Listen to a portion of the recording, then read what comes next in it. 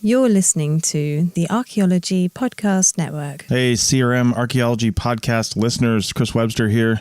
Not only am I the host of this show, one of the hosts of this show, but I'm also the founder of the Archaeology Podcast Network, and we made a decision for various reasons not to release new episodes on any of our feeds in the Archaeology Podcast Network for the month of October 2022. And instead, we're actually promoting episodes of other episodes from other shows on the APN so you can see what else we have going on.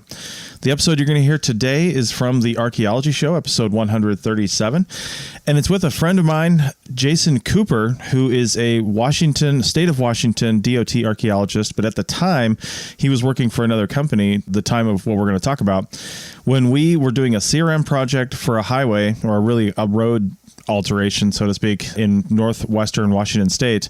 And we found basically a 9,000-year-old Olcott site. And he came and visited Rachel and I when we were at a campground up in that area with our RV a couple of years ago and talked to us about that site and then what came of it. So I think this is a very good show for this audience, just to show you what can come of a really cool CRM project. And with that, here's the show. You're listening to the Archaeology Show. TAS goes behind the headlines to bring you the real stories about archaeology and the history around us. Welcome to the podcast.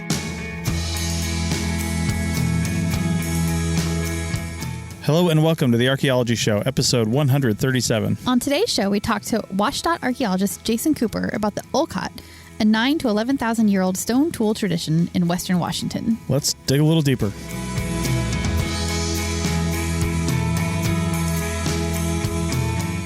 Welcome to the Archaeology Show. Rachel, how's it going? Pretty good. All right. So as you guys know, we are on the road. And again, we're recording outside as a car trolls slowly by me on the gravel right now. So also, we are in northwestern Washington state right now. Yes. And there is an active Navy base, the one I was actually stationed at 25 years ago. And actually from like 1994, I think, to 99. I was going to say, is that a little? Yeah. 25 or years 97. ago, maybe? That's 25 years ago. Get off me. All right. Anyway, so I was stationed there, and there's planes literally landing and flying overhead all the time. We're like right in the landing path or whatever. So lots of noise here, but whatever. Lots of noise. But we'll deal with it. We just wanted to call that out because I won't be able to cut all that out in the recording.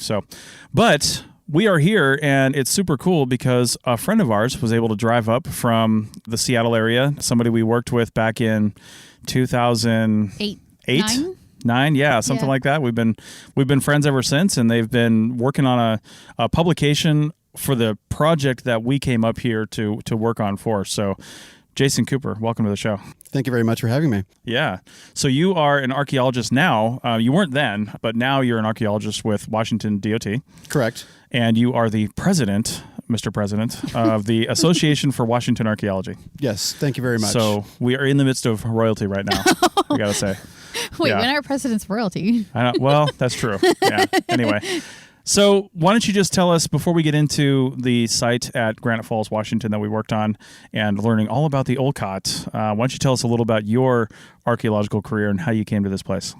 Well, thanks for having me, Chris and Rachel, today at your lovely setup here. This is quite fantastic.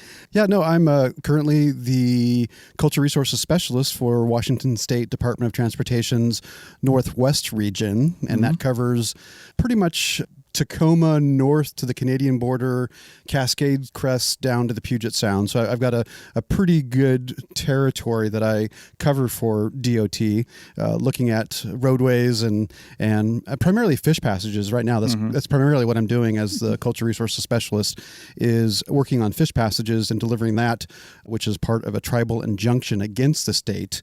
That's a different story. But no, I've been with the DOT for 4 years now, coming up on 5 in February, and I've been doing cultural resources here in Washington State for about 20 years now. Wow, there you go. Kind of bounced around between mom and pop shops to medium size firms to a large A&E firm, AMEC, the one that we did the Granite Falls project on back in the late 2000s, early 2010s, teens.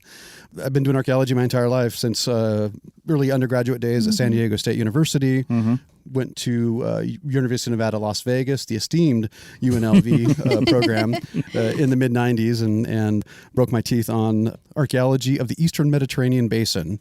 Nice. And my area emphasis has always been stone tools, kind of emerging complexity in early Stone Age societies is kind of where I find my most interest in archaeology. Yeah, and like super randomly, you were telling us that you spent some time in basically the same area that we just did a project for 2 months in Northern Nevada, right? Yes. I had random overlap. Yeah, after I graduated from San Diego State and before I started at UNLV, I landed a gig out of the Mountain City Ranger District. Yeah. Of the Humboldt-Tiobe National Forest, and working under Fred Frampton and Roger Johnson up that way, and lived in a double wide for about 9 months up there. As you do up there. Yeah. I loved it. It's a great. We lived corner. in a single wide when we were there. Our RV. Yeah. It's a beautiful corner of Nevada. Got to know Elko very well. And some of the coldest November days I've ever experienced in my life there in the bottoms of the Wild Horse. Yep, for sure. Yeah, it's kind of interesting too. I just put this together, actually. You did some work in Jordan, and my co-host for the Archaeotech podcast, who actually just retired from his other job and came to work with us down in Nevada, got his PhD working out in that area, Petra and the surrounding area. Yeah. And man, I should get both of you guys on a podcast because you guys would just geek out over that stuff. Yeah, totally. Yeah, the Hashemite Kingdom of Jordan is a very special place in my heart. First time I was there was 1993, and the last time was 2009. So, I mean, I had quite a run of field projects over there, ranging from early Paleolithic all the way through the late Neolithic. Yeah, Cool. I think he worked out there in the mid to late 90s. Yeah. Yes. Yeah, probably overlapped. I mean, there's a good chance because most of those programs are run through the American Center of Oriental Research, based in Amman. Yeah. And if you were doing work there, you were doing work through ACOR. That's pretty cool. You've got a long history there. Let's talk about the Granite Falls project. So let's set the stage for where this is first in the Puget Sound area and kind of what the early environment would have looked like. Sure. Granite Falls was and still is a bedroom community of Seattle in Snohomish County, which is north of Seattle. And it's situated along a state route that was built in the essentially following an old mountain trail railroad up to Monte Cristo.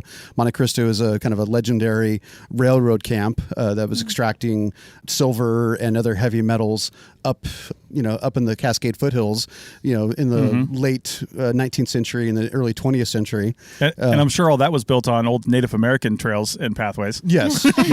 Yeah. Of course, very much so.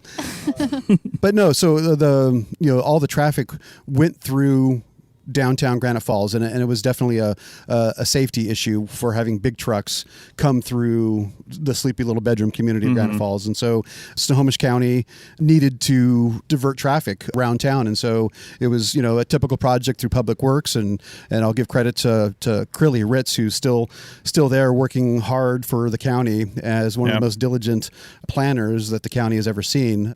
And he was one of the few individuals that took the project from inception to completion. So I always give props to Crilly when I talk about Granite Falls. Sometimes we also call it as GAFAR, the Granite Falls alternate route. So acronym GAFAR. So that's kind of a lot of the slang. If I drop a GAFAR, that's what we're talking about. But currently now, I mean, the name of the road is called Quarry Road, and essentially the bypass now takes traffic through a couple of roundabouts around town and services, large mining trucks. There's, it's still an active hallway for the mining and logging that's happening up along Mountain Loop Highway and kind of heading up that drainage of the Stillaguamish River, where we're situated. Yeah, so the county came up with a route, the alternate route. There were early cultural resource surveys done on the project area by BOAS. Phil Letourneau was the project director on that way back when for BOAS and was responsible for peppering the project's area potential effect with shovel test probes, hundreds of them, and identified several hotspots along this proposed route.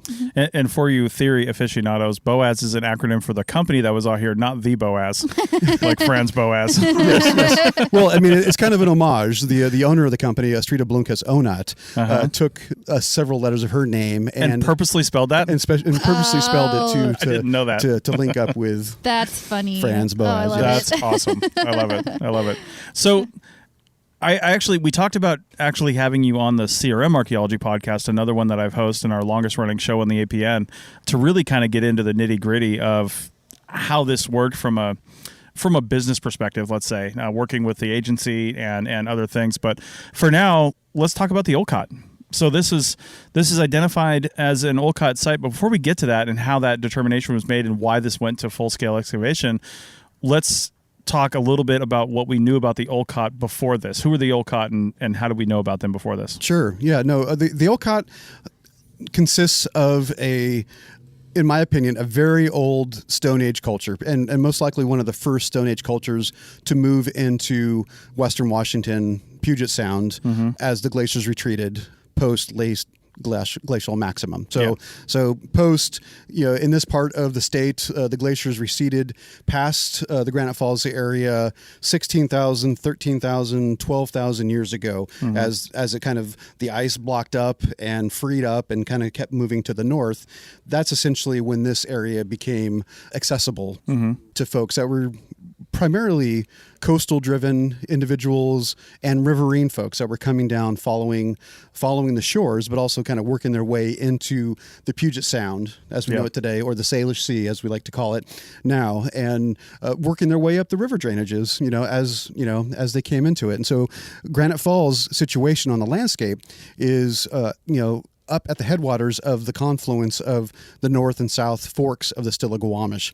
And the Stillaguamish River drains into the Puget Sound through the Skagit River. And so this is, a very rich estuary and attractive for natural resources and game. And so kind of following natural corridors, folks worked their way up the Stillaguamish and exploited a very abundant raw material. And so this is kind of a key component of the Olcott is their stone tools. And obviously this is only one facet of their culture. That's the facet that has survived in the archaeological record, being the stone tools. Obviously everything else that, all the perishables have lost to the ages of time, but we do have the record of their stone tools, and the stone tools tell of a very complex lithic strategy and targeting a particular type of stone tool along the Stillaguamish that through our research has shown to be incredibly sturdy, incredibly durable, and was successful in doing what they wanted to do, cut, kill, and be useful in their day-to-day life. So essentially the Olcotts is kind of a term that was coined in the 1960s by a regional archaeologist, Robert Butler, and kind of based on the understanding then at the time of kind of a cascade style point, a leaf shape style point. And you just see it time and time again. The sites tend to lump around the river valleys, the existing river valleys, and away from the shore. So for me, this kind of shows that, yes, these folks are moving in along the coastline and then working their way up the river valleys. Nice. So was there a particular type of material that they're using for these lithic tools consistent? Yeah. So, I mean, the kind of the common terminology for it is, everyone just calls it a basalt. And so it looks like a basalt type of material. To be a little bit more generic and scientific, the material is called a cryptovolcanic rock, a CVR. And so that's just kind of a catch-all for dark, fine-grain, basalty material without kind of using the basalt terminology. Gotcha. But through our work on the Granite Falls project, we were able to test the material, not only from the archaeological site, but then just kind of collecting material along the Stillaguamish to develop kind of a background information of what's the material the folks were using here locally. And so the results came back, and I'm kind of drawing a blank on what we're calling it now. It's Want to reference your tome? Excuse me. Yes. No, you don't have to. No, Rachel just handed me a copy of the University of Utah Press on Hunters of the Mid-Holocene Forest, the old Cordilleran culture sites of Granite Falls, Washington. Yeah. It's came out in November 2011, co-authored with Jim Chatters and Philip Paterno. And we'll have a link to that in the show notes too. Yeah. Well, thank you. And so essentially, this report kind of covers the technical aspect of the material, and the material shows it's just rich with heavy metals, and so that kind of plays with the strength of this particular cryptovolcanic rock. It's incredibly hard, and so it resists bending and fracturing, and so that's kind of what you see in stone tool usage, and even during the manufacturing, right? Is just broken tools. If it hits a bone and it breaks, or one throw hits a stone and it breaks. This particular technology in making these long leaf points and thicker blades and long knives matched with the heavy metals inherent in this particular stone makes them ideal material for stone tools. And they were, hurtling these on spear tips at like what was remaining of the megafauna at the time, right? Exactly. So they needed something robust to so this was the addle type technology. So it's not, and spears as well. These are not just your, definitely pre-bow and arrow. We're not dealing with kind of, bird point types, small little tiny guys. These are large, robust tools. Nice. And this being a volcanic region, the Cascade Range, there's volcanoes within sight of us right here if we're in a cloudy day. Mount St. Helens, which most people have heard of, is not that far away, covered this area in ash just back in 1980. So, that's happened frequently out here. But that must be true that there's other types of materials. I don't know how much obsidian sourcing there is up here, or even chert, your crystalline silicates.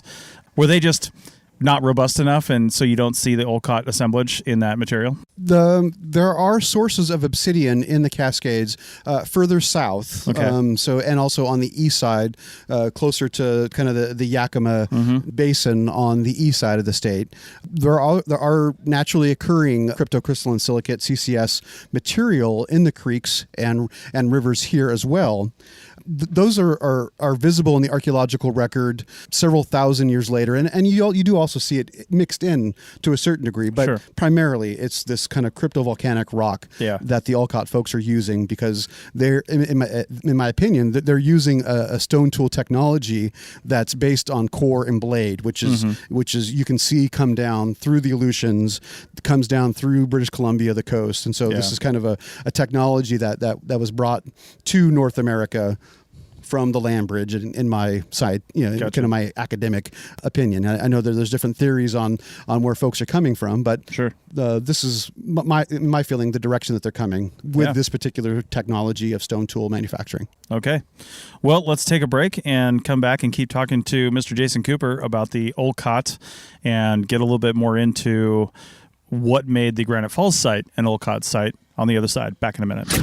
Welcome back to the Archaeology Show, episode 137, and we are talking to Jason Cooper, currently of the Washington Department of Transportation. He's the guy on the other side of the coin now, but we're talking about a project when he was on the CRM side. Now he's the agency guy we all complain about. So there you go. But, so we're not going to really get into the history. I'd like to do this on the CRM podcast, but what was found over the investigations that were done prior to this phase 3? We call like full-scale block excavations phase 3 sometimes, but I've noted before that, and Tom King has told me before online that it's not called phase 3 everywhere. So we'll say like full-scale block excavation is just the typical archaeological thing that you see where there's lots of holes in the ground and equipment. Just so Tom King doesn't come and hunt you down online. I know. He will. He will. Tom, this is for you. So anyway... So we're talking about a full-scale block excavation. You don't usually get to this point unless something significant was found to lead you to believe that there was other stuff here, right? So what was found prior to this that said, this site's special, we need to do some more work? Well, there's two components to that. To in addition to having a rich archaeological assemblage that was identified during, the phase one, the identification and evaluation phase versus the second phase, the testing, which also took place. But really, to get to the data recovery, you need something else, and it's the avoidance aspect of Section 106 consultation. Right. They couldn't avoid these sites. These sites were identified. There's hundreds of sites, similar sites in this portion of Snohomish County, and it's a constant problem for developers. And I say problem because these folks are trying to build whatever they want to build, and they have to run through the hoops of managing with significant archaeological sites. In this case, Snohomish County, working with the DOT, came up with a corridor. They were limited in where they could build the roundabouts in regards to the state routes, and tying in again, avoiding downtown Granite Falls. So there was a very limited corridor where they can build. And so after the testing, sites were found. They did a little retooling to avoid some things, but there's two areas that they couldn't. And those are the two areas that we primarily focused our phase 3 data recovery excavations. And that's where you and Rachel came on board with AMEC and took part in those excavations for several months there, kind of spanning late 2008 and early 2009. Right, the coldest winter that I have ever experienced. Right, and I'm born and raised in Washington, and I don't think I've ever seen that much snow here in one season. Yeah. I mean, that was ridiculous. It was very much so. It was insane. And so the western of the two roundabouts was near site 45 SN 28. 45 is the state code for the state of Washington. SN is Snohomish, Washington. Site 28. So it's a fairly low number site. This was originally recorded in the 1970s when you had a researcher at the University of Washington that was going around and writing his thesis essentially on the Olcott complex and sites. And so he was investigating locations, and this is when this site was originally recorded. So it wasn't necessarily a new site versus the other one that we worked at, which was near the Beavers house, where the Beavers are a great family, and they were very accommodating to our project. That one was SN 303. And so that and was a warm place to sit sometimes on breaks. Yes. We really appreciated that. Yes. Very much so. So it was the avoidance aspect that the county and the DOT couldn't avoid these sites, and so the project was going to go through here. And so so if there was no avoidance, then it's mitigate through excavate, as I say. And so we excavated the sites. We tested them. We opened up hundreds of square meters of sediment, and of particular interest for these sites. These sites are fairly shallow. We're not talking like deep meters and meters of excavation. Right. It's less than a meter usually. These sites are sitting anywhere between 30 to 60 centimeters below the surface, and so it's really shallow for how old these sites are. And these sites are, speaking of dates, are in the 8,000-year category. So we're talking early Holocene, and they kind of fall into the early Archaic period. I know Archaic is not necessarily the term that we use today in regards to early prehistoric pre-contact cultures. Prehistoric is also on the outs. We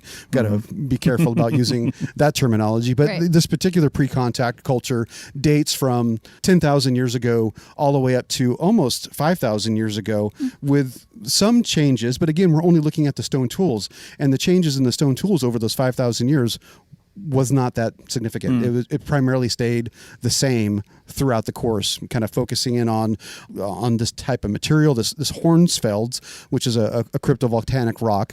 I just looked that up in in your book, in the press. Yeah. Had to make sure of that a Hornsfelds. Good thing that guy wrote that thing. I'm still wondering, just going back real quick. And first off, the number 45 SN 28 and the other one was 303. The 28 is really cool to me. I don't want to gloss over that because that's the Smithsonian trinomial system that they came up with back in, I think during the days of the, what was it called? It's back in the 30s. Anyway, they came up with a system to the Smithsonian did to catalog sites because they were the only one cataloging sites in different areas. The river basin surveys, I think it was. So they did that back in the East Coast, Midwest, and then other states started just adopting that system and that methodology. And I don't know when Washington did, but 28 is the 28th consecutive site that was found and at least cataloged with the state in Snohomish County. So that's always really cool. You know, when I you get those remember low numbers, you're always kind of excited because, like, you know, these sites were found in the early days in the 40s and 50s, you know, by some of the early researchers. Yeah, like I'll never forget when one of the first projects that we met on, Rachel and I, was we called it 1MD because that was its designation, because it was actually technically whatever Florida's number is, MD1. It was the first site found in Miami-Dade County ever, and that was just super cool to see that. So anyway, you talked about one of the reasons why we had to excavate here was because of they couldn't avoid it, right? Now, there's plenty of sites that we determined that are not eligible for listing on the National Register of Historic Places that, you know, highway projects and other development projects do just simply mow right over the top of, because they've been determined to not be significant in some way or another.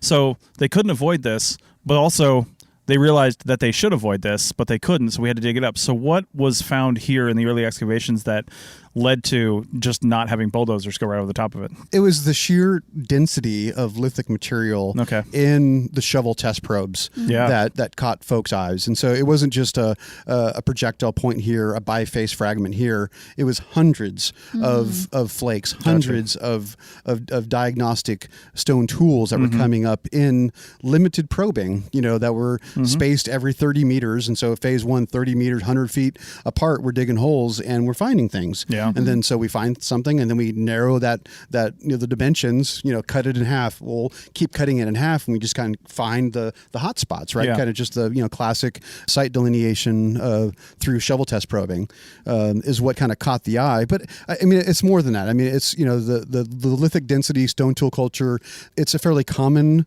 thing here in Western Washington. I think a couple things that are unique here is that we had willing participant with Snohomish County working with the DOT at the time, and also, you know, the consultation with the 5 or 6 Native American tribes, you know, closely at hand from step one on this project. So it's the combination of savvy planners working with cultural resource specialists with the participation of the local tribes, including the Stillaguamish, the Snoqualmie, the Duwamish, the Tulalipes. These were all active participants in this project, and it was through their consultations that kind of allowed the project to move forward, and the case was made that this is a very important route to, you know, to promote safety within downtown Granite Falls, because it was dangerous to walk downtown Granite Falls with all these big haul trucks cutting through this kind of old sleepy logging town. Sure. So the will was there. The evidence showed that there were significant sites along the route, and, you know, the consultations with the tribes were productive in the sense that, you know, we weren't going to get shut down. There weren't any indications that there were going to be human remains or burials associated. Very rarely do you see human remains, burials in this old of deposits here in Western Washington due to the acidic forest soils that just tear through organics and bone material. And I mean, and that's the one thing. I mean, you know, you look at our, you know, 16,000 pieces of lithics that we excavated over the 8 months or so. We had 3 pieces of bone, 3 pieces of faunal material. Wow. Which we were able to identify them, a beaver and another small varmint. But so I mean, that's just, you know, astronomical. 16,000 stone tools, but only 3 pieces of fauna. No organics at all. And no That's other just organics. Crazy. Yeah. Well, you mentioned in the publication too, speaking of the acidic soils, and not only that, but the another word that we use commonly in like forested environments is bioturbation.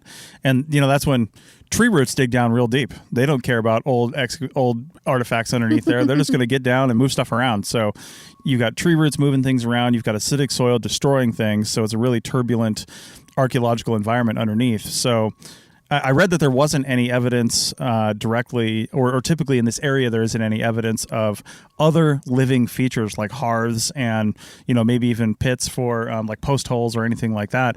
Did we find, I'm asking because it was like 12 years ago, I didn't write the book, but did we find anything that was anything feature-like that we could see? Yeah, we had a couple of fire modified rock features. And so that was one of the aspects of this report, which is kind of unique, is that we did collect and look at all the fire modified rock, and we were able to separate the the FMR, as we call it, from stone boiling rocks that were used in the cooking process versus rocks that were used in the kind of the heating, cooking food process. And so those are two different fire mechanics. Boiling rocks, putting hot rocks into a basket full of water to boil it. The rocks look differently than if you have a rock that's been cracked within a hearth, within a campfire. Oh, interesting. I've never thought about that before, but so a rock that was put into water to boil it, is it just not cracked like it is if it were in a hearth? Correct. Yeah, okay. It kind of fractures differently than if it's like direct heat. So I mean, obviously you're heating the rock before you put it into the water to boil it. Sure. But it's different fire dynamics. From the hot to the cold cooling will exfoliate it differently than if it was just a complete hot rock that just cracks and begins to crumble within a campfire. Oh. And so that's something that we identified early on is kind of these are potential boiling rocks. These are hearth rocks. And we have one hearth here that was relatively intact below the plow line in that 30 to 60 centimeter below surface zone, rich with other artifacts that we were able to pull organic residues off. And it shows that the folks here at this time were processing acorns. Yeah. And so, kind of looking at, the FTIR, the Fourier transform, kind of the black box analysis where you're able to take the greasy residue off of stone tools and FMR and match it against a baseline of other kind of scientific samples. And that's what our black box tells us, is that acorns are being processed up here 8,000 years ago, where there's not very many acorns today. Yeah. True. Yeah. Much different environment in the post-glacial environment, right? Very much so. Yeah. Yeah. Cool. Was there any other evidence of anything like the paleo-ecological environment, I guess? Yeah, and that, again, so that was another aspect, and that's something that Dr. Jim Chatters brought to the table, was our exploration of several bogs in the area, which provide the paleo-ecological data back 12,000 years. And the cores that we took from what we termed Logan Bog, Logan being the name of the landowner that settled that area first. Gotcha. So now it's essentially it's a WashDOT overflow stormwater facility, but it has bog sediments that go down hundreds of feet. And so we were able to core and get a paleo-ecological record for the last 12,000 years of Western Washington. And what we're seeing in that are early on were fires. Kind of like the environment building up for a few thousand years, and then fire deposits of charcoal. And so, that's like what's happening now in California. Yeah, we're seeing it time and time again. So it was definitely a more common feature.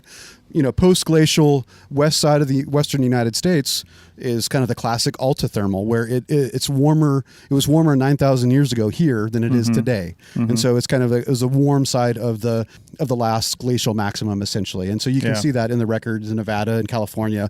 Altithermal is a term that kind of dates back to the 1960s. Desert ecology guys that originally identified it, right? Kind of all the pluvial systems in Nevada, right? During the glacial times, all those areas were filled.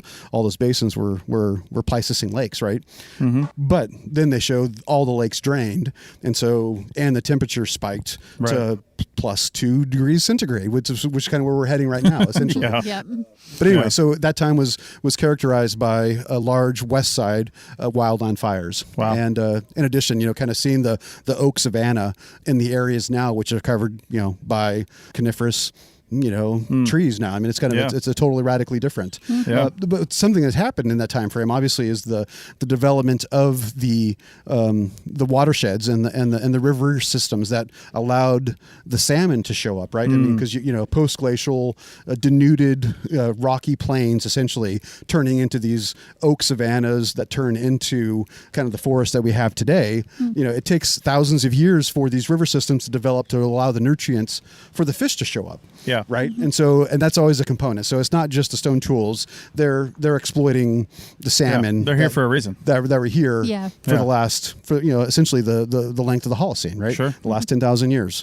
But again, all we're seeing is a stone tool record, because that's what survives in the dirt here. Okay. All right. Well, with that, we will take our final break, and I want to come back on the other side and talk more specifically about the Olcott people and kind of what happened to them and that whole history. So we'll be back in just a minute. Welcome back to the Archaeology Show, episode 137, and we are wrapping up this discussion of the Olcott people with Jason Cooper. And I was kind of wondering, we were talking about this on the break a little bit about, these two sites are relatively close to each other. In fact, we used to just walk back and forth between these as we were excavating them. There was a road in between them, and we would walk up the hill and go to the next one. But they weren't necessarily... They're two separate sites. They weren't related to each other in time that closely that they were just using these simultaneously necessarily, right? Correct. Yeah. I mean, we're talking thousands of years of occupation for these sites. And the two sites at the Beavers and the Triangle just being an area between the old kind of county road network system that had left this little piece of real estate undeveloped between Ingebretson and the former Jordan Road. It just a happenstance that this particular area was persisted, between these county roads. Yeah. But the difference in elevation is about 20 to 30 feet, and so what we're looking at when you strip it down to bare earth lidar is these are different terraces above the Stillaguamish River, and so at different times, at different flow regimes of the Stillaguamish, they could have been higher up on the upper terrace and then on the lower terrace at different times, and essentially these are habitation sites and tied to a highly mobile residential model where these folks are moving from station to station, exploiting the resources, collecting stone tools, hunting game, collecting berries, collecting acorns, apparently, in the Oak Savannah scrub oak that we had there at the time in the early Holocene. And, doing this for thousands of years. And so, this particular cultural tradition lasted for several thousand years and really unchanged until kind of the middle Holocene. And, the middle Holocene to 2,500 years ago is really where we start seeing kind of today's kind of ethnographic Native Americans. Yeah. So the traits that we see at contact in the 17th and the 18th centuries goes back 2,500 years. And so the time period between 2,500 years and 5,000, there was definitely more influence from, say, the eastern portion of Washington state on the east side of Oregon. You're seeing more stone tools from eastern Washington and Oregon, more obsidian showing up from Oregon especially. So you kind of see that the networks had expanded, and horses had shown up on the scene, by 2,500 years ago. Bow and arrow, kind of early technologies had worked their way from the plains to the Snake River systems and to the Columbia River systems, and eventually to the west side here in Washington. But, kind of based on, the early habitation models, folks coming down the Pacific coast, working their ways into the Salish Sea region early on in the Holocene, but then interacting with folks coming from the east to west, 5,000 years to present, essentially, is what we're seeing. Okay. Is the Olcott phase? Do we call it the Olcott phase? It's a phase. It's kind of more like a classic tradition in archaeological terminology, but it's coined the Olcott phase here. Is that like the only thing identified at that time period in the Puget Sound region, or were there other phases, so to speak, or traditions that were running in parallel? Yes. The kind of the early, kind of Clovis model, but then we also have kind of the earlier phase, and I'm drawing a blank on the terminology for it. It is the kind of the Great Western Stem. Oh yeah. Kind of phase, which you see here in the Western United States. So that's kind of post-Clovis, but pre-Olcott. It's kind of like a term, and you do see some of that here. But really, this was the dominant stone culture post-Clovis, and there's only a handful of Clovis sites in Western Washington and in Washington State. There's maybe 5 or 6, in isolates. The most famous being an apple orchard in Wenatchee that was found in the Ritchie Clovis site. Is what that one's called. But that's just like an amazing cache of a half dozen large Lancelot Clovis points. Jeez. You just don't see that very much. Yeah, right. But in regards to Olcott, it lasted for a long time, and then it essentially just kind of phased out, dribbled out, into the middle and later Holocene, where the points got smaller, the material got more diverse. Well, and megafauna started to die off, and the landscape started to change, and animals got different too. So. Sure, yeah, and there was more reliance on fish, because the fish were here, but the fish weren't here in the great enough densities. It wasn't until the Middle Holocene where you had the fish runs that were fully established and were able to support a bigger demographic of pre-contact folks. Sure. So, how far spread out is the Olcott tradition in this area that we know is definitively Olcott, right? Like we know without a doubt. What is the range of this phase? Sure. It stays pretty much on the western side of Washington, kind of on the Salish Sea, Puget Sound side. But you do find leaf-shaped projectile points on the east side of the state too, to a certain degree. The technology to create long blades and turn those long blades into leaf-shaped projectile points. Once you have it, it's a pretty simplistic way to reduce a stone and to make it an effective tool. Mm-hmm. But what I see, kind of Granite Falls is in the center, kind of the heartland of Olcott. You look at the overall site densities of Olcott sites in western Washington, and it seems the Granite Falls area, that part of Snohomish County, is the highest concentration of sites. And it's my belief that these early riverine coastal folks came into Puget Sound and found themselves in the Stillaguamish because they were protected on the mountainside because there's no natural pass up the Stillaguamish into the Cascades. It's blocked off. It's not like Stevens Pass or Stampede Pass or some of the other southern passes where you have easy pretty routes. Rough mountains up there too. Pretty rough mountains. And so your backside is protected. You're not necessarily worried about folks coming from that backside. And you also have a hunting cul-de-sac there essentially where animals are going to be moving up and down this corridor that, sure they can get over the mountain, but you're the only ones that are going to be exploiting that particular resource. Yeah. Are there Olcott sites, or I guess people back in the day living in this area, were they also, I would assume, pretty well populated over on the Olympic Peninsula, which is on the other side of Puget Sound? Because I imagine in the early Holocene, you could probably walk there with lower sea levels, right? Yeah, without a doubt. A colleague of mine, Roger Kears at Washington, is currently excavating an Olcott site over on the Elwha River. They're relocating a bridge on US 101. They needed to move the bridge after they've torn down the Elwha River Dam about 6 or 7 years ago. Okay. In a big move, tear down dam, let's restore the habitat. Well, the river became a little wild and it started to undercut the footings of the bridge across the Elwha. And so they need to relocate it. And where they wanted to relocate it, they've found some fairly old pre-contact sites, and they ended up being Olcott in nature. And so that's an ongoing excavation. I think they wrapped up in July of this year and have a very robust collection of cores and flakes and blades and points, very similar to what we have at Granite Falls. So yes, the Olympic Peninsula has the Olcott. So I mean, you can find it. It's ubiquitous. Yeah. Kind of the early, if you're going to be doing archaeology here in Western Washington and you're in that time period, you're going to be able to find that site. It's not a hard site to miss. It's kind of like your basic lithic scatter in the Great Basin, which is a fairly common, or a pot drop. You put a hole in the ground in Snohomish County, you're going to probably find a flake or two from this time period. Nice. Cool. Nice. Well, that kind of leads me to another question, but I wanted to mention first a word of caution to anyone digging out there in that site that you just mentioned. There's a lot of vampires out there. So, 101 Olympic Peninsula, just oh my God, vampires and werewolves, man. I saw the movie. So, anyway. Nice tween reference there. Wow. Yeah, but like a 15-year-old one. No, anyway, I am glad you brought that up because it's interesting to me. With the nature of these sites and the soils and the inability to find a lot of stuff, like you mentioned, the paucity of organic material that was found in the Granite Falls site, I'm sure that translates to pretty much everywhere in this area, especially like the Olympic Peninsula. It's practically a rainforest now. There's nothing can survive over there. So what's left with Olcott research? What would be the smoking gun, so to speak, or is it really just adding to the data set at this point and the density, determining like population densities, like, oh, we've got, if we found 800 more sites, we would know this much more about them, that kind of thing?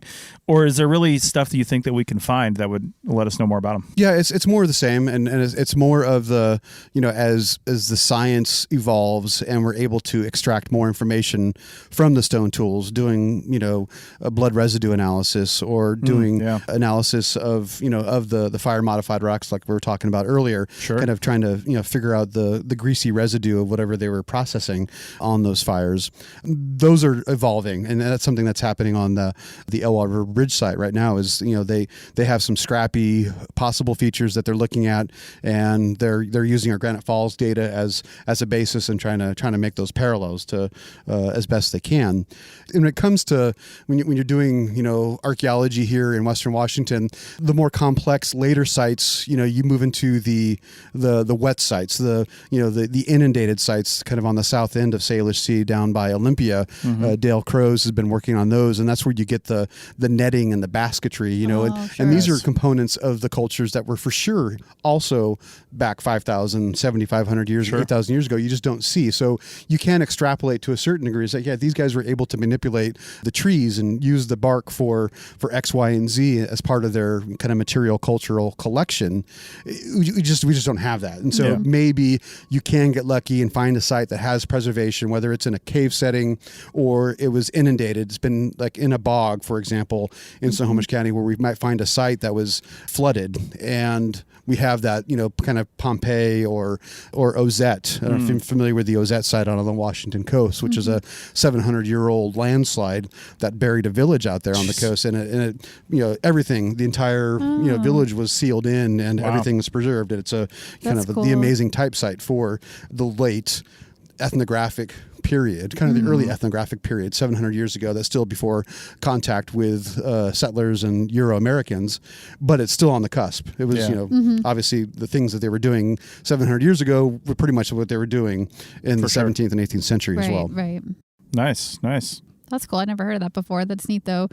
Do you think that there's a good chance of finding a site with that kind of preservation, or is it just like so unlikely? Yeah, I mean, it would have to be in, kind of in the modern context on the western side of the Cascades in a reservoir situation. So, maybe where we've dammed and a site for the last 100 years or 75 years has been kind of protected, managed from a federal or a state level that have kept people out. So you don't have a lot of, pot hunters or folks going in and illegally digging the site. That's always a problem. There's a big issue now with kind of local collectors that are going in up the watersheds and being quite brazen about it on Facebook, kind of, going after historic stuff. I mean, not necessarily pre-contact, but the historic period is ripe with issues these days. But that's another podcast. That's another topic. Pot hunters are always another topic. Yeah, but no, I mean, it would have to be kind of a unicorn site. Yeah, and so I mean, I would. There's not a ton of caves in the kind of Western Washington zone. So it would have to be a terrace site that was covered up in a landslide or saturated in some sort of, kind of high water event. Kind of just a more general question, not necessarily Olcott related, but, Puget Sound is a massive area with a lot of inlets and fingers and all that stuff. But as I mentioned earlier, a lot of that was exposed because sea levels were much lower when the ice sheets were still quite there. Like you look on one side and he's like, oh, we're at the mountains. You look behind you, it was like, yeah, that glacier's still there. So, back in those days, I'm sure there's a ton of really early sites that are underwater right now. And I'm wondering, is there much research being done up here for underwater archaeology to try to identify? So I know on California coast, they're doing that quite a bit, but I'm wondering out here, is that being done? Yeah, to a degree. Yeah, there's been more research, say, on the Oregon coast that I'm more familiar with and kind of focusing in on the kind of the Pacific coast shelf and, the minus 300 feet, that the water was at kind of post at the late glacial maximum and retreat. And so, a combination of sea retreat and land rebound, right? So you have different elevations at different times where what's habitable, which was inundated. That's definitely it's a question that you're still dealing with when you're looking at the Salish Sea, site morphology and site development. So that's a big question. And primarily here, the biggest clue are the shell middens. So you get these long-term sites that are occupied, and you have meters and feet of shell refuse deposits, which are indicative of Native American use and habitation along the shoreline.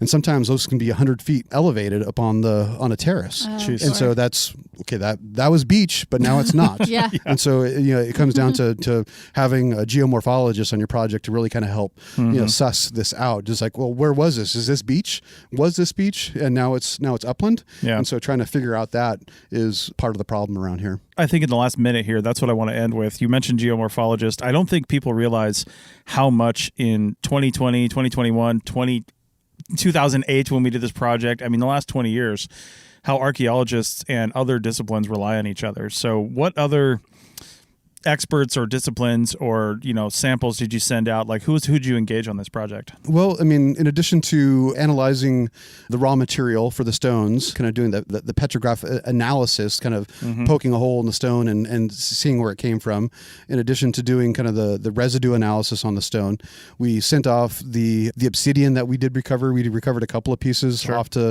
obsidian hydration, and we did the paleoecological study where we cored the bog, and then we analyzed the paleofauna, the paleopollen that was there, which gave us kind of the whole pamphlet of vegetation that was present at the time that these sites were occupied, and kind of seeing the cycle of fire and regeneration, which kind of very applicable to today's situations with fires burning in areas where they haven't for decades.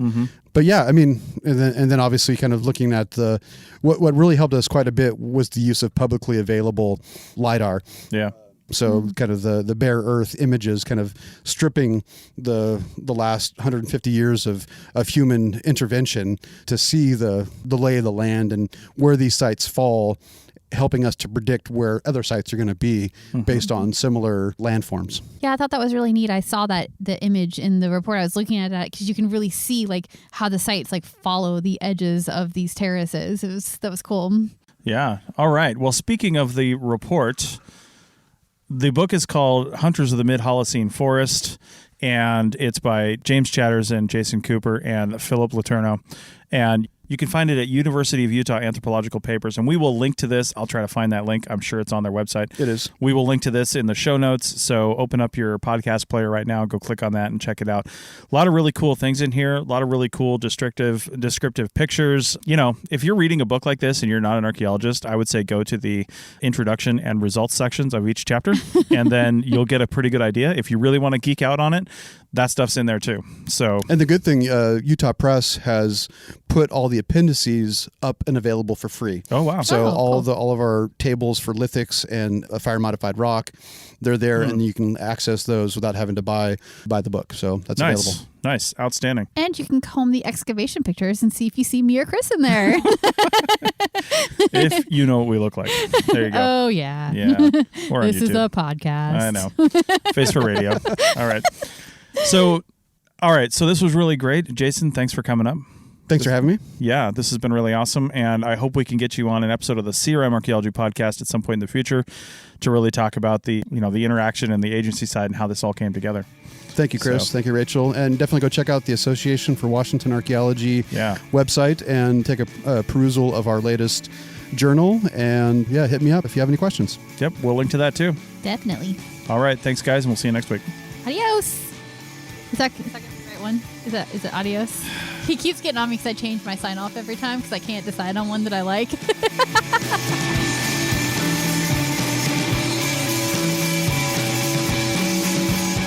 Thanks for listening to the Archaeology Show. Feel free to comment and view the show notes on the website at www.archpodnet.com. Find us on Facebook, Instagram, and Twitter at ArchPodNet.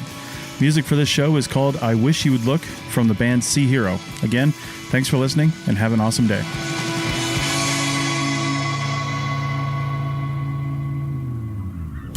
This episode was produced by Chris Webster from his RV traveling the United States, Tristan Boyle in Scotland, DigTech LLC, Cultural Media, and the Archaeology Podcast Network. And was edited by Chris Webster. This has been a presentation of the Archaeology Podcast Network. Visit us on the web for show notes and other podcasts at www.archpodnet.com. Contact us at chris@archaeologypodcastnetwork.com.